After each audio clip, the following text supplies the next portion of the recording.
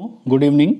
आज फिर मैं आपके लिए लेकर आया हूँ इलाहाबाद हाई कोर्ट के लिए टॉप 20 जीके स्पेशल क्वेश्चन। चलिए शुरू करते हैं। देखिएगा फर्स्ट क्वेश्चन लिखा हुआ है कि जुलाई 2022 में आयोजित एशियाई अंडर 20 कुश्ती प्रतियोगिता में भारत ने कितने पदक जीते? तो कितने पदक जीते हैं, इसका सही जवाब हो जाएगा ऑप्शन नंबर सी, 22 पदक जीते हैं। कितने पदक जीते हैं? 22 पदक जीते हैं। तो एशियाई अंडर 20 कुश्ती प्रतियोगिता में भारत ने 22 पदक जीते हैं। ठीक है ना। अगला क्वेश्चन है 27 नंबर पर। देखिएगा, एक मिनट, हाँ जी, देखिएगा कि इस यातायात संकेत का मतलब क्या है। ये जो ट्रायंगल टाइप से बना हुआ है, इसका मतलब क्या है? तो इसका मतलब है कि भाई साइड दे दो, रास्ता दे दीजिए आप। इसका मतलब होता है रास्ता दे दीजिए, रास्ता दे दीजिए। ऑप्शन नंबर डी सही हो जाएगा। 27 पे ध्यान से देखिएगा, 27 पे क्या लिखा हुआ है?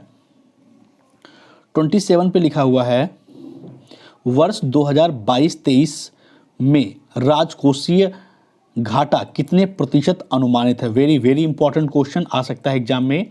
तो राजकोषीय घाटा 2022-23 का है आपका 6.4%। ऑप्शन नंबर सी सही हो जाएगा, 6.4%। ऑप्शन नंबर सी सही हो जाएगा। क्वेश्चन नंबर 29 देखिएगा, जंक ईमेल किसे कहते हैं? जंक ईमेल क्या होता है? तो जंक ईमेल होता है स्पैम। जो स्पैम होता है वो जंक ईमेल कहलाता है। ध्यान रखिएगा, जंक ईमेल कहलाता है स्पैम। क्वेश्चन नंबर 30 पे लिखा हुआ है, राष्ट्रीय मानवाधिकार आयोग का सदस्य अपना त्यागपत्र किसे देता है? वेरी वेरी इंपॉर्टेंट क्वेश्चन कि राष्ट्रीय जो मानवाधिकार आयोग है, इसका सदस्य अपना त्यागपत्र किसको देता है? जो त्यागपत्र देता है राष्ट्रपति को। किसको देता है? राष्ट्रपति को। तो मानवाधिकार आयोग का जो सदस्य है वो अपना त्यागपत्र किसे देता है? वो अपना त्यागपत्र राष्ट्रपति को देता है। ऑप्शन नंबर बी सही हो जाएगा। 31 नंबर पर लिखा हुआ है, कनाडा देश की राजधानी क्या है? तो कनाडा की राजधानी क्या है? सबको पता है, ओटावा। ओटावा। देखो यार, मैं बता दूं आपको सबसे काम की बात, आप राजधानी, मुद्रा, देशों की राजधानी या मुद्रा, आप ये तैयार कर लीजिए, आपको 1 नंबर श्योर मिल जाएगा। ठीक है ना, मैं बता रहा हूँ 101% आएगा। ठीक है। क्वेश्चन नंबर 32 देख लीजिएगा। 32 पे लिखा हुआ है, पेमायांगत्से मठ। पेमायांगत्से मठ भारत के निम्नलिखित में से किस राज्य में स्थित है? तो पेमायांगत्से मठ भारत के सिक्किम में स्थित है। कहाँ स्थित है? सिक्किम में स्थित है। कहाँ स्थित है? सिक्किम में। क्वेश्चन नंबर 33 पर लिखा हुआ है, निम्न श्रेणी का भूरा कोयला क्या कहलाता है? तो जो भूरा कोयला होता है वो लिग्नाइट कहलाता है। क्या कहलाता है? लिग्नाइट। भूरा कोयला जो है लिग्नाइट कहलाता है। 34 नंबर पर लिखा हुआ है, माल विकाग्निमित्रम पुस्तक किसने लिखी है? तो ये पुस्तक लिखी है कालिदास ने। सबको पता होगा, माल विकाग्निमित्रम पुस्तक किसने लिखी है? कालिदास ने। फिर मैं आपको बता दूं, 1 नंबर में एक पुस्तक जरूर पूछी जाएगी। क्या पूछा जाएगा? एक पुस्तक जरूर पूछी जाएगी, तो ध्यान रखिएगा। ठीक है, एक प्रश्न पुस्तक से जरूर आएगा, कालिदास। अगला क्वेश्चन है, किस रसायन को मृत्तिका का विट्रियल भी कहा जाता है? किस रसायन को मृत्तिका का विट्रियल भी कहा जाता है? तो इसका सही जवाब हो जाएगा एल्यूमिनियम सल्फेट को। एल्यूमिनियम सल्फेट को मृत्तिका का विट्रियल भी कहा जाता है। अगला क्वेश्चन देखिएगा, 36 नंबर पे लिखा हुआ है, हाल ही में खबरों में रहा ओसिरिस REX क्या है? ओसिरिस REX क्या है? तो ये एक अंतरिक्ष यान है। क्या है? एक अंतरिक्ष यान है। तो ओसिरिस REX क्या है? तो एक ये अंतरिक्ष यान है। 37 देखिएगा ध्यान से, सार्क का कौन सा सदस्य नहीं है? देखिए ये भी इंपॉर्टेंट प्रश्न है, यहाँ से भी प्रश्न देखने को मिलता है।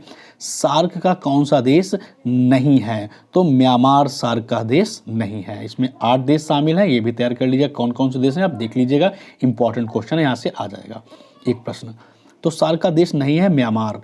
क्वेश्चन नंबर 38 पे लिखा हुआ है नोबेल पुरस्कार जीतने वाले प्रथम एशियाई व्यक्ति कौन थे। तो नोबेल पुरस्कार जीतने वाले पहले एशियाई व्यक्ति थे रविंद्रनाथ टैगोर। कौन थे? रविंद्रनाथ टैगोर, रविंद्रनाथ टैगोर।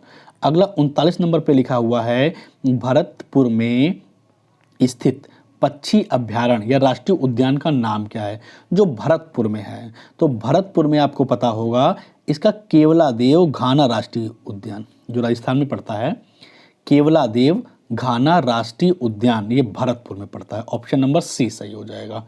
40 नंबर देख लीजिएगा, प्रसिद्ध नब कालेबारा उत्सव। क्वेश्चन सारे इंपॉर्टेंट हैं। नबका लेबारा उत्सव किस राज्य में मनाया जाता है? तो नबका लेबारा उत्सव, ये उत्सव मनाया जाता है आपका उड़ीसा में। कहाँ मनाया जाता है? उड़ीसा में, उड़ीसा में। ऑप्शन नंबर डी सही हो जाएगा। और 40 नंबर पे लिखा हुआ है 1 जून 2022 को हर घर दस्तक अभियान, हर घर दस्तक अभियान का दूसरा चरण शुरू हुआ। हर घर दस्तक अभियान का दूसरा चरण शुरू हुआ। यह किससे संबंधित है? तो ये संबंधित है कोविड टीकाकरण से। वेरी इंपॉर्टेंट, कोविड टीकाकरण अभियान से संबंधित है। ऑप्शन नंबर 1 सही हो जाएगा। ठीक है ना। आगे देख लीजिएगा 42 पे लिखा हुआ है, क्या लिखा है भाई देख लीजिएगा ध्यान से, इसको थोड़ा सा और छोटा कर देते हैं। हाँ जी, 42 पे लिखा हुआ है मथुरा कला विद्यालय किसके काल में अपने शीर्ष पर था? तो मथुरा कला विद्यालय की बात हो रही है।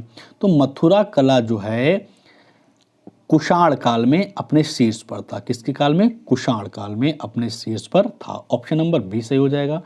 43 पे लिखा हुआ है कौन सी वास्तविक रूप से मछली है? कौन सी मछली है इनमें से? ठीक है ना। तो मछली आपकी है समुद्री घोड़ा है। देखो अजीब लग रहा होगा ऑप्शन, लेकिन ये एक्चुअल में एक मछली है, जबकि jelly fish, star fish, dog fish ये मछलियाँ नहीं हैं। ठीक है। वास्तविक रूप से जो असली मछली है वो है, इसका नाम है समुद्री घोड़ा। ऑप्शन नंबर 4 सही हो जाएगा।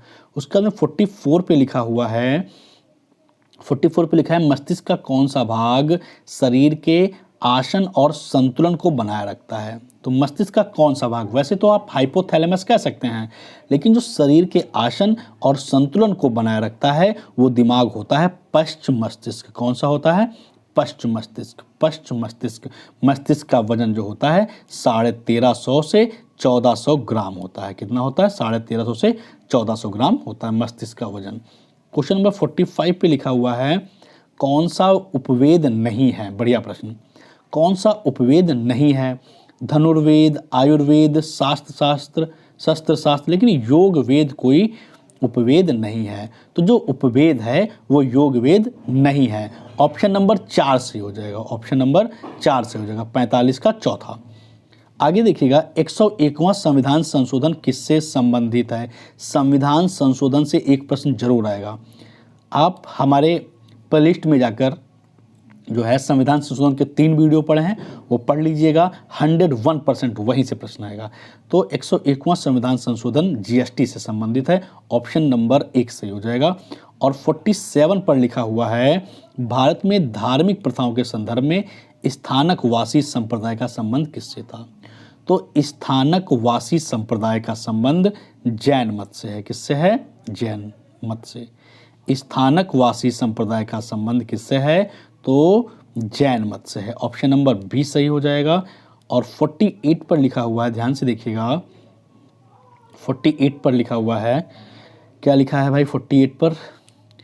2011 के अंतिम आंकड़ों के अनुसार भारत में स्त्री पुरुष का अनुपात कितना है? तो स्त्री 2011 की बात कर रहा है, जनगणना देख लेना है, या जनगणना से भी प्रश्न आ सकता है। तो 943 महिलाएं 1000 पुरुषों पर थीं। तो 1000 पुरुषों पे 943 महिलाएं थीं। ये 2011 के सेंसस के अकॉर्डिंग था। ठीक है ना, 2011 के अकॉर्डिंग। ऑप्शन नंबर डी सही हो जाएगा। और 49 नंबर पे लिखा है भारत में गरीबी का जो स्तर है वो कैसे निर्धारित होता है? भारत में गरीबी का जो स्तर है वो कैसे निर्धारित होता है? तो ये निर्धारित होता है घरेलू उपभोक्ता के व्यय के आधार पर। घरेलू उपभोक्ता के व्यय के आधार पर। ऑप्शन नंबर सी सही हो जाएगा। ठीक है ना। चलिए फिर आज का काम इतने रखते हैं। 50वां क्वेश्चन जो है कमेंट बॉक्स में आप बता दीजिएगा कि 12 जुलाई 2022 को कौन सा राज्य नई शिक्षा नीति 2020 को लागू करने वाला पहला देश का पहला राज्य बन गया है। तो पहला राज्य बन गया है, कौन बन गया है, इसका जवाब हमें आप कमेंट बॉक्स में जरूर बताइएगा। Thank you so much.